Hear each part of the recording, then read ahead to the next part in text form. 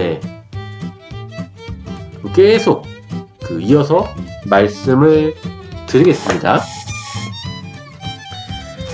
인도네시아의 물가, 두 번째 테마죠. 인도네시아의 물가는 어떠할까요? 물가가 높을까요? 물가가 낮을까요? 네. 정답은 당연히 알 수 없다겠죠? 싱가포르 가면 부자 된다 해서 망치부는 물가에 대해서 한번 말씀을 드렸죠. 그때 기억이 나십니까? 네.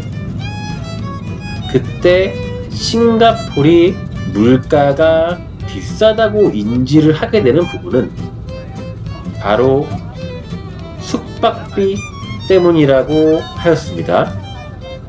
숙박비, 마리나베이 샌즈 호텔이나 아니면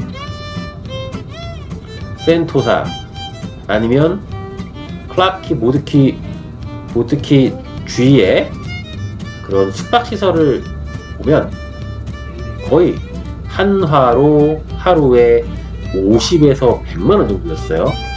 물론 뭐 호텔이긴 하지만요. 그러니까 한국보다 체감상 1.2배에서 1.5배 정도 더 비싸다고 생각을 했었죠. 그와 반면에 생필품, 속옷 등은 한국과 그다지 차이가 안 났다고 말씀을 드렸습니다. 그러니까 물가가 비싸다는 거는 중심가에 있는 숙박비가 비싸기 때문에 그렇게 느껴질 수 있다고 이야기를 한 거예요. 그러면 인도네시아는 어떨까요? 네. 인도네시아는 약간 좀 더 특별합니다. 자, 뭐 스타벅스 얼마일 것 같나요? 한국이랑 비슷합니다. 스타벅스 지점에서 똑같은 커피 그리고 뭐 비슷한 원두를 써서 나오는 그 커피를 인도네시아라고 해서 뭐 50% 할인 정도를 해서 할 이유는 없겠죠. 그쵸? 한국이랑 비슷합니다, 가격이. 그렇다면 그 스타벅스에 평상시에 오시는 분들은 누구일까요?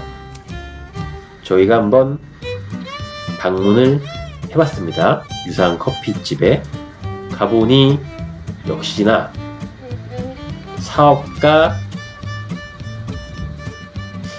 정도로 이제 보이시는 분들이었어요. 왜 사업가라고 생각을 하냐면 영어를 쓰셨는데 좀 하시는 말들이나 아니면은 좀 분위기나 그런 것들이 일반 직장인이나 아니면은 뭐 학생들이 이야기하는 것과는 좀 달랐기 때문입니다. 네. 뭐 다른 조사나 매체에서 나오고 있습니다. 다만 나시고랭이나 이제 그런 인도네시아에서 일반적으로 먹는 그런 국수나 밥 같은 요리들은 로컬 푸드죠. 그런 음식들은 가격이 낮습니다. 한화로는 1,000원에서 2,000원 정도, 그 정도 해서 거리에서 사 먹을 수가 있어요. 실제로 식사를 하시는 분들이 상당히 많습니다. 그래서 이제 자연스럽게 다음으로 넘어갈게요. 세 번째, 인도네시아의 임금입니다. 자, 인도네시아는 임금 수준이 높지가 않습니다. 원 조사 결과에 의하면 뭐 30만원, 40만원 정도 한 달에 월급을 근로자가 받는다고 하는데 최근에는 좀 이보다 높은 것으로 알고 있어요. 60만원, 70만원 정도 받으면 그거 가지고 이제 생활을 한다고 알고 있고, 한국처럼 뭐 자카르타 중간에 이렇게 아파트나 뭐 주택을 사기에는 상당히 어렵죠. 그나마 한국은 영끌이라든가 여러 가지 방법을 써서 서울에 그런 집을 장만하는 게 아예 불가능한 일까지는 아니죠. 그런 재테크 관련해서는 이미 망튜브에서 상당히 많이 다뤘고 계속 다룰 거니까 망튜브에 청약하면 부자 된다, 강남 가면 부자 된다, 성수동 가면 부자 된다 뭐 등등을 다시 한번 보시면 되고요. 그리고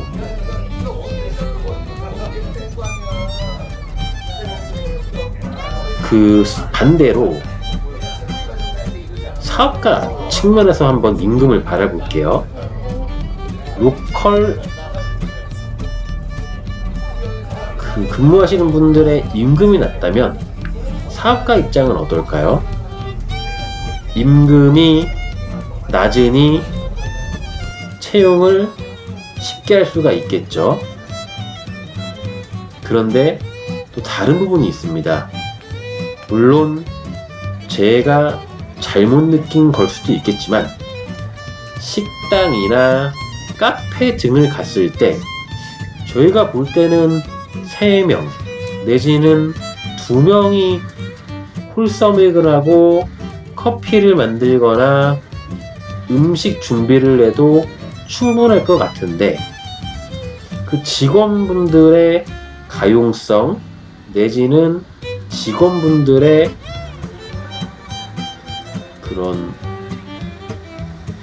활용성이라고 해야 될까요?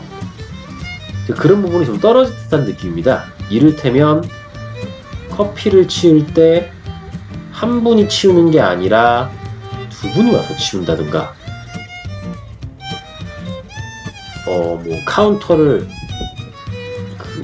기계로 대체하거나 하는 것이 아니라 2명 정도가 있다거나, 그러니까 인력을 좀 비효율적으로 활용을 하고 있다는 느낌을 많이 받았습니다.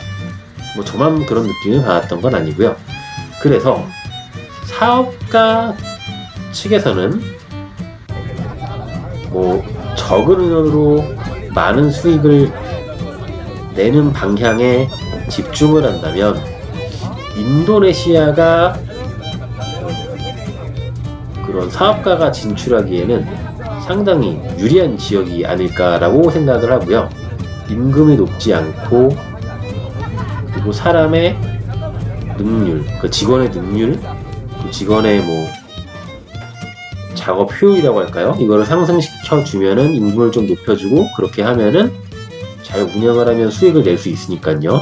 그런데 제가 다른 통로를 통해서 들은 바에 의하면 인도네시아에서는 그렇게 뭐 적도에 있는 나라이기도 하고, 이렇게 일이나 업무 자체를 상당히 뭐 타이트하게 하지는 않는 분위기라고 좀 그런 문화가 있다고 들었습니다. 그걸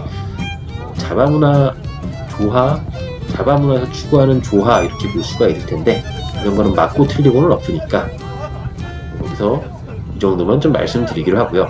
다시 정리하면 임금 수준은, 근로자 임금 수준은 60만원, 70만원으로 높지 않다. 그래서 스타벅스 등을 가기에는 쉽지 않다. 그리고 자카르타를 위치한 그런 수도권의 집을 사기에도 좀 쉽지 않다.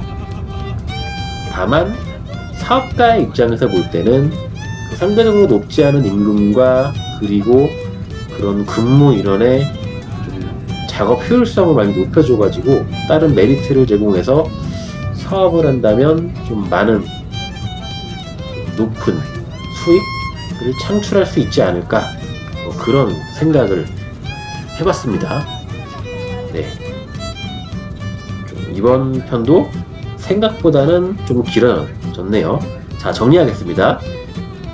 인도네시아 가면 부자 된다 제2편 경제편에서는 첫 번째로는 총괄적으로 인도네시아의 GDP, 인구, 인터넷 문화 등을 알아봤고, 두 번째로는 인도네시아의 물가, 그리고 물가의 이중성에 대해서 파악해 봤습니다. 세 번째로는 인도네시아의 임금, 그리고 그 임금에 대한 근로자와 사업가의 시각, 이렇게 알아봤습니다. 네. 인도네시아 간에 조금씩 이해가 되시나요? 혹시라도 또 궁금한 거 있으면 댓글 달아주시면 감사하겠습니다. 이렇게 망치부는 마음의 부자로 만들어주는데 힘이 되어드리겠습니다. 영상이 괜찮았다면 좋아요, 구독, 알림 설정 부탁드리고요. 이렇게 인도네시아에 가면 부자 된다 제 2편을 마무리 짓겠습니다.